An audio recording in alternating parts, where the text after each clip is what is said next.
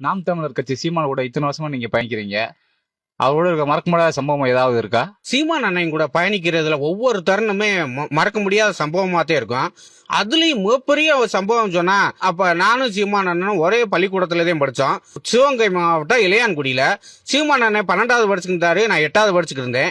அப்ப 2 பேரும் பள்ளிக்கூடம் போறப்ப ரெண்டு மலையை கடந்து ஏறி இறங்கி போனோம். காவிரி ஆறு ஓடும். காவிரி ஆற்றுல 2 பேரும் போவோம். அப்ப ஓரமாவே போவோம். அப்ப ஒரு நாள் 2 பேரும் போய்கிட்டு இருக்கப்ப திடீர்னு ஒரு முதல்ல டக்குன்னு வந்துருச்சு. எனக்கு என்ன செய்யறனே தெரியல. டபக்குன்னு என்னை முழுங்கிருச்சு.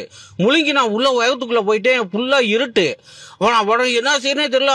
உடனே சீமான் அண்ணே அண்ணே அண்ணேன்னு கத்துறேன். உடனே சீமான் அண்ணன் உள்ள டபக்குன்னு பாஞ்சு உள்ள வந்துட்டாரு. வந்தோடனே எனக்கு உயிரே வந்துச்சு. சீமான் அண்ணன் வந்தோடனே உள்ள டீப் லைட் எறிகிற மாதிரி எனக்கு வெளிச்சம் வந்துருச்சு. ஆகா, நம்ம பொழைச்சிக்கிருவோம்டா அப்படின்னு நம்பிக்கை வந்துச்சு. உடனே சீமான் அண்ணன் என்ன சொன்னாரு, லேய் எங்கடா அந்த சாமுட்ரி பாக்ஸ் அப்படின்னு கேட்டாரு. சாமுட்ரி பாக்ஸ் இந்த இருக்குன்னு சாமுட்ரி பாக்ஸ் எடுத்து கொடுத்தேன்.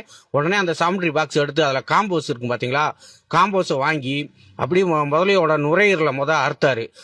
முதல்ல செத்துருச்சு. அப்புறம் குடலை பூரா அறுத்துட்டு வவுத்த ஒரு கிழிச்சிட்டாரு.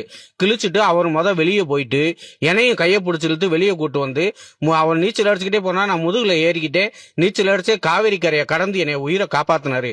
அந்த சம்பவத்தை உண்மையிலேயும் மறக்கவே முடியாது. உண்மையிலேயும் அதெல்லாம் யோசித்தாரு பாருங்க. சாமுட்ரி பாக்ஸை நான் எடுத்துட்டு வரேன், இன்னைக்கு எனக்கு கணக்கு பரிசு இருக்கு, சாமுட்ரி பாக்ஸை கண்டிப்பா எடுத்துட்டு வருவேன்னு சீமான் தெரிஞ்சிருக்கு. அந்த நொடி மட்டும் அவருக்கு ஞாபகம் வரலன்னு வச்சுங்க, முதல்ல வயிற்றுக்குள்ள நான் போய் செத்துருப்பேன்.